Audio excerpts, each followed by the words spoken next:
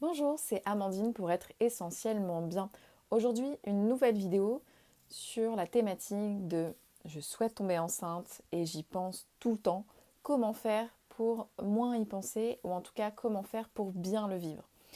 Alors, juste avant de vous en dire plus, je vous invite à vous abonner à ma chaîne, activer la petite cloche pour recevoir toutes les notifications et commenter, liker, voilà, pour me partager vos ressentis sur cette vidéo.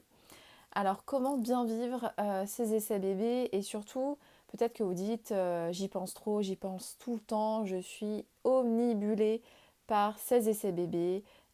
Chaque jour, je regarde mes applications pour savoir où j'en suis dans mon cycle. Chaque jour, je fais des tests d'ovulation. Chaque jour, je prends ma température. Chaque jour, je ne fais que penser à ça. Et je tiens à vous rassurer et à vous déculpabiliser en vous disant que c'est normal, qu'il y a énormément de femmes, voire je pense toutes, en tout cas une bonne majorité, qui quand elles souhaitent tomber enceinte, pensent énormément à ça. Et moi la première, alors je vais vous parler de deux situations et en même temps pour vous rassurer et vous dire que c'est normal, et d'un autre côté vous dire que qu'est-ce que vous pouvez faire pour peut-être y penser un petit peu moins et vous faire plaisir et ne pas vous gâcher la vie et en même temps vous aider à tomber enceinte parce que c'est quand même l'objectif. Donc moi aussi au tout début de mes essais bébés je ne pensais qu'à ça. Tous les jours je regardais mes applications pour savoir où j'étais dans mon cycle, quand est-ce que ma dite période d'ovulation devait arriver en fonction de l'application et à quel moment je devais faire l'amour avec mon chéri pour tomber enceinte. Sauf que dans la pratique, si vous avez des cycles réguliers, donc c'est relativement facile entre guillemets de cerner votre période d'ovulation et de vous dire ok, ce mois-ci, par exemple vous êtes en début de cycle, vous venez d'avoir vos règles et vous dites bon ben voilà, je compte à peu près tant de jours par rapport à vos cycles habituels et vous estimez la date de votre ovulation. C'est ok, vous gardez la date dans votre tête et vous n'y pensez plus, ou en tout cas le moins possible, tous les jours. Parce qu'en fait, l'objectif, c'est pas forcément de faire des tests d'ovulation tous les mois ou de prendre votre température tous les mois parce que ça a un effet un peu anxiogène. Si ça vous rassure et que ça vous aide, faites-le. Mais si c'est plus source d'angoisse et de stress, laissez tomber. Laissez juste vous, enfin laissez-vous porter en fait au cours de votre cycle. Parce qu'il faut un peu imaginer que le cycle, ça fait un petit peu comme des vagues. Il y a la période des règles, voilà, ça monte, le pic c'est la période d'ovulation, ça redescend et hop, un nouveau cycle, etc.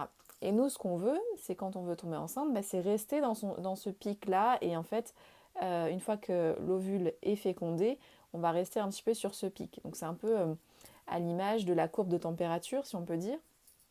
Parce qu'à la courbe de température, il va y avoir un pic, une chute et un pic au moment de l'ovulation.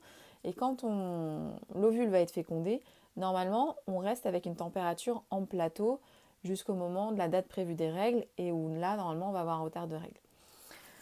Donc si vous souhaitez tous les jours prendre votre température, vous pouvez.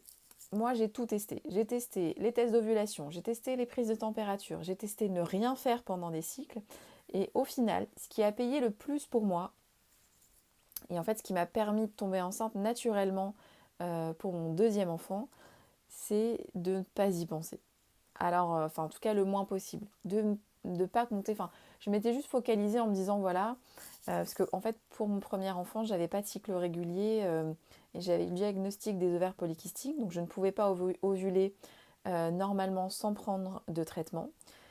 Et pour mon deuxième enfant, j'ai réussi à retrouver des cycles réguliers et où je percevais mon ovulation naturellement. Donc du coup dans les deux cas, si vous avez des problèmes de cycle et des questions plus spécifiques, vous pourrez me les poser parce que moi-même j'ai vécu dans ces deux situations.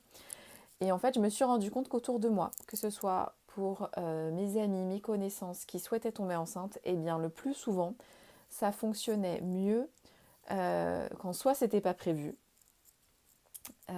soit quand on va dire, même en PMA, hein, parce que j'ai des connaissances qui étaient en PMA, qui ont fait plusieurs FIV, et pour leur deuxième grossesse, donc la première, ça a été long, compliqué, ils ont fait pas mal de FIV, etc., etc.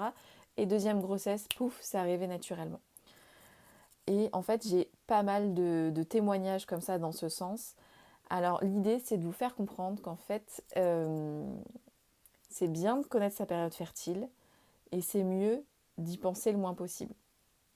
Donc c'est un petit peu ambivalent, mais c'est histoire de vous dire qu'en fait, plus vous allez vous mettre la pression, plus ça va vous stresser et plus ça peut bloquer vos cycles et avoir l'impression d'avoir des symptômes de grossesse. Et en fait, c'est votre corps qui dysfonctionne, qui en fait, vous voulez tellement être enceinte qu'en fait, votre corps simule une grossesse. Donc c'est inconscient en fait, parce qu'il y a une espèce de blocage dans votre corps. Donc le mieux, c'est de vous détendre au maximum, de penser un minima à vos essais bébés, mais en vous sent plaisir, ça veut dire vous faites l'amour quand vous avez envie.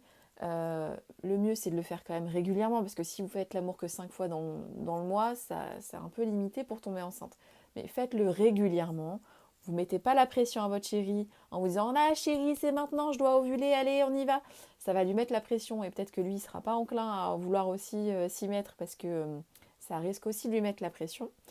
Donc le plus simple, en fait, c'est de vous trouver des passions, des hobbies, des projets qui vous tiennent à cœur pour penser à autre chose que de penser que à vos essais bébés continuellement. Donc ça peut être par exemple de vous mettre au tricot, ça peut vous pouvez. Alors le mieux c'est d'utiliser quand même vos mains, en tout cas une activité plutôt pratique, pour vous occuper l'esprit et en même temps le corps. Et c'est un moyen de vous décompresser. Ça peut être aussi des coloriages. Et il existe des coloriages, c'est un peu à la mode de faire des coloriages comme ça pour apaiser un petit peu son esprit. Et en même temps, comme vous faites une activité manuelle, voilà, ça vous concentre sur autre chose. Donc ce que vous pouvez faire, c'est que voilà, dès que vous ressentez que vous êtes trop en mode pression et trop en mode je pense trop à ça, vous allez vous occuper l'esprit et le corps à faire quelque chose de précis, à faire du sport, à faire une activité manuelle qui vous plaît, euh, à développer un projet qui vous tient à cœur. Par exemple, peut-être si vous souhaitez déménager, chercher une maison, un appart.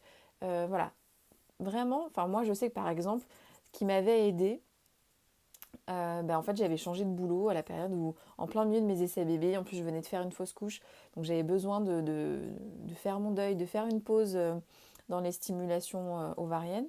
Donc on était toujours en essai bébé, mais j'ai fait le choix, donc on venait de déménager, j'ai quitté mon job pour un autre. Donc voilà, d'être complètement focus sur autre chose, même si le désir de tomber enceinte était toujours là et que j'y pensais quand même un petit peu, de me concentrer sur quelque chose de différent ou un projet commun à deux, ou pourquoi pas vous mettre dans des lectures de romans, voilà, de choses qui ont pas forcément de rapport avec le fait de vouloir tomber enceinte. Voilà, de vous mettre à lire, à regarder peut-être des séries qui vous changent d'idée, mais plutôt des séries positives, des séries ou des émissions, ou des choses qui vont quand même vous apporter quelque chose, parce que si c'est euh, voilà, des séries plutôt négatives, ça ne va pas vous aider. Donc plutôt quelque chose voilà, qui soit dans la bonne humeur, dans la joie, partager des choses avec vos amis, faire du shopping, voilà, trouver des activités qui vous conviennent pour vous occuper l'esprit de façon agréable et un petit peu mettre de côté cette pression en fait. C'est ça la problématique, c'est pas le fait d'y penser trop, c'est le fait de se mettre la pression et en fait inconsciemment ça peut compliquer les choses. Donc trouvez l'activité qui vous convient le mieux et pourquoi pas partagez-la dans les commentaires, comme ça aidera les autres femmes qui souhaitent tomber enceintes à peut-être avoir d'autres idées d'activités et voilà, partagez-le en commentaire dans cette vidéo et pensez à vous abonner, à activer la cloche et à liker cette vidéo. Voilà, je vous souhaite une bonne journée, je vous dis à très bientôt pour être essentiellement bien. Ciao.